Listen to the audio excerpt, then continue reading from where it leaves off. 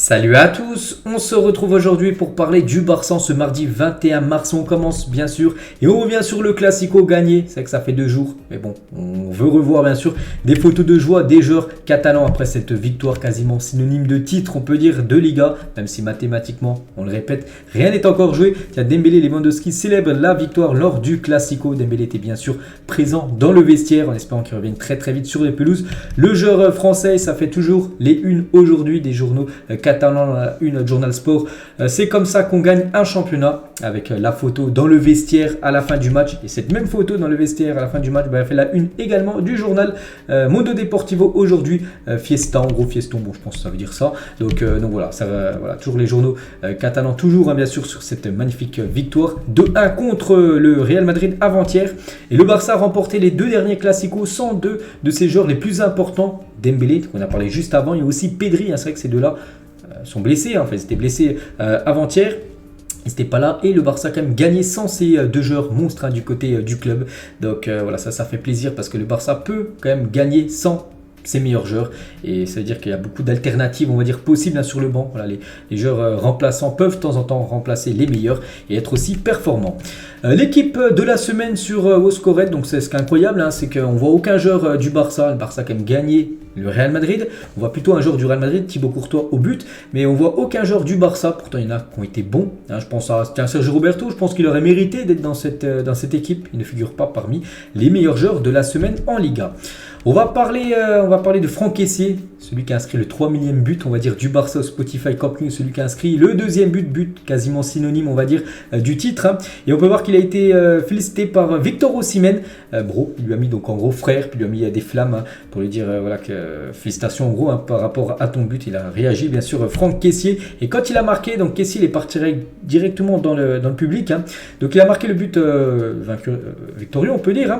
Il s'est rendu dans les tribunes pour célébrer avec son agent et l'ancien entraîneur ivoirien Ibrahim Kamara, qui ont donné à Kessié ses débuts internationaux. Donc il n'oublie pas bien sûr ceux qui l'ont lancé, on peut dire. Du côté par exemple il y a de la Côte d'Ivoire, il est parti célébrer ce but avec ces 2 personnes très importantes pour lui dans le public, Franck Kessié. Toujours avec le Barça, regardez les derniers Barça-Real ou Real-Barça. Donc on peut voir quand même qu'actuellement la spirale est très bonne pour les Catalans. On sait qu'il y a 4-5 ans, là c'était la mauvaise spirale. À chaque fois qu'il y a un Classico, c'était défaite à chaque fois contre le Real. Et là, la spirale est bonne. Une victoire 2-1, une victoire 1-0, une victoire 3-1, une victoire 1-0, une victoire 4-0. Je l'ai dit qu'hier, ça faisait un an jour pour jour qu'il y avait cette victoire 4-0 contre le Real Madrid. Donc voilà, la spirale est très très bonne pour les joueurs du FC Barcelone. Regardez ces 2 classements. Donc en gros, c'est 2 classements. Tiens, je vais vous montrer directement comme ça. Donc le classement de gauche, c'est le classement réel, voilà, à gauche, et le classement à droite, c'est le classement si la VAR n'existait pas, en gros. Donc côté gauche, bon, 68 points pour le Barça, 56, plus 12, bien sûr, c'est le classement actuellement. Et si la VAR n'existait pas, en gros, il n'y aurait pas eu la VAR. Donc en gros, le Real et le Barça seraient les 2 en tête avec 61 points. Donc ils ont fait, je ne sais pas qui a fait ce classement, c'est le journal AS. Et en gros, voilà, le Barça n'aurait pas 12 points, mais ils ont le même nombre de points que le Real Madrid. Donc c'est que la VAR, moi je suis totalement content voilà, qu'elle existe, bien sûr, ça rend le football beaucoup plus juste, mais voilà, sans la VAR, le Real Madrid sera au même niveau que le Barça, d'après le journal AS. N'oubliez pas, le journal AS, c'est bien sûr un journal madrilène. Le Barça pour ses prochains matchs, là, donc c'est la trêve internationale, donc pendant 15 jours, on va dire, il n'y aura pas de match du Barça, mais il se passe toujours des choses à dire concernant ce club. Donc le prochain match, ça sera le 1er avril prochain contre Elche, puis après ça sera le match de nouveau contre le Real Madrid, demi-finale de Coupe du Roi. Donc là, une victoire contre le Real Madrid, ça donnerait un ticket pour une finale de Coupe du Roi. Ça serait magnifique, bien sûr, pour le Barça. Et après, ça sera le championnat, bien sûr, vu qu'après, il n'y a plus que le championnat, peut-être la Coupe du Roi, bien sûr, s'il y a qualif pour la finale. L'entraînement du jour, aujourd'hui, il y a entraînement. Donc, même si les joueurs, il y en a beaucoup qui sont partis en sélection, on va parler juste après. Donc, il y a eu quand même entraînement. Donc, on peut voir un entraînement heureux voilà, avec Xavi, bien sûr, après cette victoire, bien sûr, il était très content. On peut voir, tiens, Ferran, Jordi Alba, en gros, les joueurs qui n'ont pas été convoqués, ces joueurs n'ont pas été convoqués avec la sélection espagnole, donc ils étaient présents comme Sergio Roberto, même Busquets, 2 joueurs qui ont fait un magnifique classico avant-hier, ou même, tiens, Marcos Alonso, Ansu Fati, voilà, toutes les photos de l'entraînement du jour. Les joueurs qui sont partis en sélection, les joueurs du Barça, bien sûr, je vous parle, qui sont partis en sélection comme Gavi, tiens, avec une photo de lui, avec Luis de la Fuente, le nouveau sélectionneur espagnol qui l'a convoqué, là, pour les 2 prochains matchs de l'Espagne. C'est une petite photo du jeune Gavi, les gars. Tiens, Gavi aussi avec Baldé qui a été également convoqué. Et l'entraînement, les gars, donc l'entraînement du jour du côté de la sélection espagnole a été ouvert au public. Et l'équipe nationale espagnole a eu une séance d'entraînement ouverte avec les fans aujourd'hui. Et Gavi a reçu beaucoup de soutien. De nombreuses adolescentes étaient folles de Gavi, ont demandé des autographes et des photos pour Gavi. Voilà, elle criait tout, parce que c'est un peu le chouchou de cette sélection espagnole. Et voilà, toutes les jeunes filles qui sont venues, elles voulaient seulement une photo de Gavi, un autographe de Gavi. Voilà, pour dire que c'est le chouchou de cette équipe, le jeune catalan. Et toujours avec lui, donc on revient là sur le Classico, le vestiaire du Real Madrid est en colère contre Gavi. Il pense qu'il se comporte mal, surtout avec Ceballos. Donc c'est en fin de match, c'est vrai que Gavi, c'est pas bien. Là, il peut prendre un rouge sur ça, les gars. C'est vrai que l'assistante vidéo n'a rien dit, mais il aurait pu revenir et là, il aurait pu prendre un rouge bête, on peut dire, en fin de match, où il se désintéresse totalement du ballon. De toute façon, le ballon est loin devant. Il vient vers Ceballos, il lui met un gros coup d'épaule. Bon, l'arbitre n'a rien dit, parce que de toute façon l'arbitre n'a pas vu, mais l'assistance vidéo a bien vu, parce qu'il voit tout ce qui se passe sur le terrain. Et là, il aurait pu prendre un rouge, et ça aurait été un rouge vraiment totalement bête, on peut dire. Donc il faut qu'il se comporte un petit peu mieux, on peut dire, Gavi, parce que ça n'a rien à faire, bien sûr, sur un terrain de foot. Et les joueurs du Real ont envoyé des messages aux poids lourds du Barça en leur demandant de parler à Gavi de son comportement, qu'il fasse plus des choses comme ça. Toujours, on revient en sélection, tiens, Baldé aussi, les gars, en sélection espagnole. Du côté de la sélection française, Jules Koundé est bien sûr convoqué. Notez que Dembélé, normalement, il y est, mais bon, il est blessé, donc il n'a pas été convoqué. Donc voilà, une petite photo de Jules Koundé. Communiqué officiel, les gars, sur Araujo, qui devait jouer avec l'Uruguay. Et du coup, je l'ai dit en plus qu'il a fini le match blessé contre le Real Madrid. Et du coup, les examens réalisés ce matin, donc c'était hier matin, sur le joueur Araujo, ont confirmé une blessure à l'adducteur de la cuisse gauche. La durée de son absence dépendra de son évolution. Du coup, il est forfait pour les 2 prochains matchs de l'Uruguay. Donc, parce qu'il est forfait en gros 2 semaines. Donc, en gros, 2 semaines, là, c'est pendant la trêve. Du coup, il est forfait pour les 2 prochains matchs de l'Uruguay, Araujo. Donc, voilà, on lui envoie beaucoup de force. Bon, après, il ne pourra peut-être aucun match avec le Barça. Donc, ça, c'est seulement la bonne nouvelle. Mais bon, il ne pourra pas jouer avec sa sélection. Et Frenkie de Jong également, qui a fini le match blessé contre le Real Madrid. Et s'est blessé, il sera absent aussi face à l'équipe de France vendredi, lors du prochain match de la sélection néerlandaise. Donc il ne se sentait pas 100% après le match contre Madrid. Et les tests IRM montrent qu'il a besoin de 2 semaines de repos, voilà, pour se rétablir. Du coup, voilà, ces deux-là, donc Araujo et De Jong, ne joueront pas avec leur sélection nationale. Donc parfait pour éviter les blessures et qu'ils se reposent. Ça, c'est une bonne nouvelle. Surtout pour l'équipe du Barça, parce que du coup, ils pourront se reposer et être à 100%. Par exemple pour le match contre Elche ou même le match retour contre le Real Madrid, l'a prévu début avril.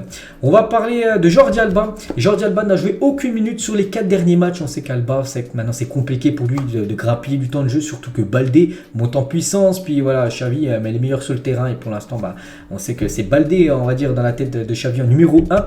Et Alba n'a disputé qu'un seul des 7 derniers matchs du Barça. C'est la première fois que cela se produit depuis son arrivée au club. Ça fait longtemps qu'il est du côté du Barça.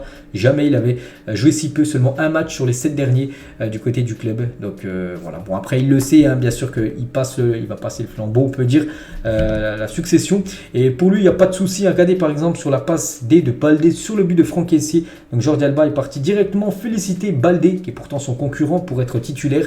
Donc Alba a célébré avec Baldé sa passe décisive de dernière minute à Kessié contre le Real. Alba était sur le banc, mais a immédiatement couru pour célébrer avec Baldé et l'équipe. Voilà, donc voilà.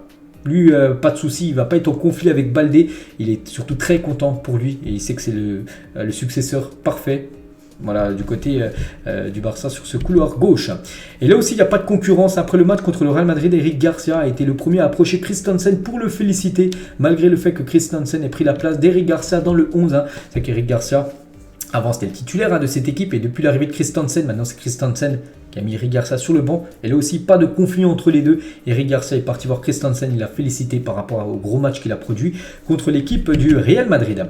Après le Classico, on va parler de Tchouaméni, le joueur français qui est quand même venu féliciter. Ouais, il a mettre une poignée de main avec les joueurs du Barça, alors que tous les autres joueurs du Real Madrid sont partis au vestiaire. Voilà, Tchouaméni est parti quand même saluer bien sûr les joueurs du Barça pour leur victoire. Grand respect bien sûr au milieu du Real.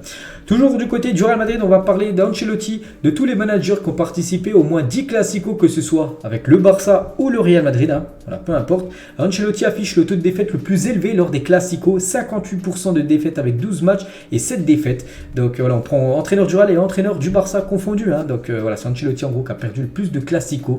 Mais voilà, tout entraîneur confondu, Barça, Real. Et toujours avec le Barça, voit que les paroles d'Ancelotti hier ne sont qu'un moyen pour l'entraîneur de commencer à influencer les décisions de l'arbitre. Le club pense que Madrid fera une campagne médiatique qui durera jusqu'à la Coupe du Roi pour tenter d'influencer la décision de l'arbitre, parce qu'Ancelotti a dit qu'il y avait des doutes en gros concernant le but hors jeu, hein, d'Asensio. Pourtant on a bien vu les lignes rouges, hein, la ligne rouge d'Asensio qui est hors jeu par rapport à Jules Koundé, hein, qui couvrait, et du coup voilà, il dirait tout ça. Ancelotti, ce serait pour influencer, on va dire, les arbitres avant le demi-finale retour de Coupe du Roi. Donc voilà ce qui se dit actuellement en Espagne. Et Xavi, les gars, il a dit, hein, si les gens parlent de la VAR aujourd'hui, c'est une blague, hein, c'est un hors-jeu évident. Pourtant on a bien vu à la télé qu'il était bien hors-jeu, Marco Asensio. Nous avons remporté un match au cours duquel nous avons été meilleurs dans l'ensemble, hein. Le but de Kessié nous a rendu justice, hein. Voilà ce qu'a pu réagir Xavi. On va parler de Pep Guardiola, était dans les tribunes, ça on le sait, hein, et a célébré les buts de Barcelone avec enthousiasme, en particulier le but de Franck Kessié, le but en toute fin de match, hein, le but quasiment du titre. Mais il était très très content, il s'est levé vraiment, il était très content, voilà, du but. Voilà, il est toujours très attaché au Barça, même si c'est l'entraîneur de Manchester City. Bien sûr, il a des racines, hein, du côté du Barça, puis on espère un jour qu'il revienne. Pourquoi pas entraîner le Barça dans le futur. Le Barça suit Christensen depuis qu'il était joueur du Borussia Gladbach avant d'être joueur de Chelsea, hein. Le Barça essaie de signer le joueur, mais en vain. Finalement, le joueur a signé au Barça et a prouvé qu'il valait la peine d'attendre, hein, bien sûr. Quelques années après, ils ont attendu le Barça. Ils le surveillaient, hein, toujours. Puis du coup, maintenant, c'est un joueur du Barça qui est arrivé quand même pour 0 €. Puis maintenant, il fait les beaux jours du côté du club Blaugrana. Aubameyang, les gars, Aubameyang qui était dans le vestiaire, hein, je l'ai dit hier, hein, le vestiaire du Barça après la victoire, alors que c'est un joueur de Chelsea. Bref, il était aussi venu voir ses anciens collègues. Et le retour d'Aubameyang est une option peu coûteuse, hein, pour renforcer Barcelone la saison prochaine. Il entretient toujours une excellente relation avec le vestiaire. La preuve, hein, il était présent dans le vestiaire du Barça après la victoire, et le staff technique serait ravi de son retour, vraiment. Et même les supporters, hein, je sais que tout le monde a une bonne image d'Aubameyang. Il est resté 6 mois au club, il a dû quitter le club parce qu'en gros, il fallait un départ. On pensait plus à Depay qui allait quitter le club, Aubameyang être conservé. Du coup, ça a été l'inverse, hein, plutôt. Et c'est vrai qu'il y en a beaucoup qui ont été déçus du départ d'Aubameyang. Et un retour, hein, de ce joueur l'été prochain, là, pour être le doubleur de Lewandowski, peut être vraiment une belle option pour le club, hein. Tout le monde serait content, lui serait tellement ravi, hein, de revenir. Et les supporters, le staff, le vestiaire, tout le monde serait OK. Donc pourquoi pas, les gars, pourquoi pas le retour d'Aubameyang. Ça a failli se faire, je me souviens, l'hiver dernier. Pourquoi pas, là, lors du prochain mercato estival. Le Barça a contacté le père de Florian Wirtz pour vérifier son état, si bien sûr s'il était possible ou non pour lui de venir du côté du Barça. Donc il pourrait quitter le Bayer Leverkusen dès 2024. Voilà, ce jeune joueur, hein, qui est un grand fan, hein, du FC Barcelone, c'est une pépite allemande qui évolue du côté de Leverkusen. Le Barça considère toujours Ansu Fati comme un joueur au potentiel de classe mondiale. Il n'accepterait de le vendre que s'il recevrait une offre exorbitante. Bon, ça peut arriver, hein, bien sûr, un 100 millions d'euros. Je sais pas, tiens, je prends un club au pif, Manchester United, qui pose 100 millions d'euros sur Ansu Fati. Je pense que le Barça doit quand même penser à le vendre, hein, 100 millions d'euros, rendez-vous compte, hein, c'est énorme. Donc voilà, bon, après, si bien sûr une offre de 50 millions d'euros, voilà, pour le Barça c'est trop peu, et bien sûr il sera encore Blaugrana saison prochaine. Xavi veut que Robert Lewandowski soit l'un des capitaines la saison prochaine. C'est qu'actuellement il n'est pas dans la hiérarchie, on va dire, des capitaines, mais dès la saison prochaine, le brassard, bien sûr, il y aura 4-5 joueurs qui seront les capitaines, on va dire, de la saison prochaine. Et il pourrait être classé peut-être en deuxième, troisième position des capitaines saison prochaine, l'attaquant polonais. Concernant Léo Messi, donc c'est Fabrizio Romano, hein, qui dit ça. Donc Barcelone a déjà envoyé des messages à Messi et il rêve toujours de son retour, même s'il n'y a toujours pas d'offre, hein. Donc voilà, Fabrizio Romano dit que le Barça a déjà envoyé des messages à Messi pour essayer de tâter un possible retour de Messi du côté de l'Espagne. Donc Léo n'est toujours pas d'accord avec la proposition du PSG car il veut comprendre leur projet. Sa priorité est de continuer en Europe de toute façon pour Messi. Il ne veut pas aller en Arabie Saoudite, il ne veut pas aller en MLS à l'Inter Miami. Il va encore rester au moins une saison de plus, hein, du côté de l'Europe, Léo Messi. Donc ça peut être bien sûr dans son club actuel, le PSG, hein, il peut prolonger d'une année de plus ou un retour du côté du Barça, c'est une option.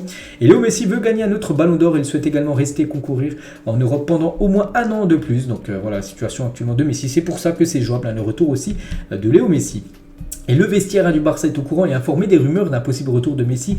Le Barça travaille déjà sur un éventuel retour, mais tout n'est qu'à ses balbutiements. Donc pour l'instant, c'est que des pourparlers, on va dire, hein. Pour l'instant, il n'y a rien de fait. on verra bien sûr ce que ça donnera l'été prochain. Tiens, toujours avec Léo Messi, légende total du club, ça bien sûr, je vous cacherai, hein. Une photo de lui à l'époque, hein, avec le brassard de capitaine, bien sûr, Léo Messi, avec ce maillot historique, hein, c'était dans les années 2010-2011, hein, ce maillot que portait bien sûr l'équipe du Barça, toujours avec Messi, avec Xavi et Andrés Iniesta. 3 légendes bien sûr, hein, du côté du club. Tiens, toujours avec les légendes du côté du club, Ronaldinho. Et aujourd'hui c'est son anniversaire, en ce 21 mars, il fête aujourd'hui ses 43 ans, Ronaldinho. On lui souhaite un joyeux anniversaire. Et la même chose pour Jordi Alba, il fête aujourd'hui ses 34 ans, Jordi Alba. Bon anniversaire aussi au défenseur gauche catalan. Et on finit, je crois que c'est la dernière photo, c'est bien ça les gars, avec les meilleurs buteurs actuellement dans les grosses ligues européennes. Et du côté de la Liga, on sait que c'est Lewandowski, 15 buts, hein. Mais voilà, en bas à droite, on peut voir le trophée du Soulier d'Or. Soulier d'Or, c'est le meilleur buteur en Europe, hein, en championnat. Et Lewandowski peut remporter bien sûr ce soulier d'or, mais bon, il va falloir revenir sur Haaland qui a 28 buts. Hein. Lui, c'est le meilleur buteur actuellement de la première ligue. Il manque beaucoup de buts bien sûr pour Lewandowski. C'est dommage, hein, parce que je pense qu'il aurait pu le faire.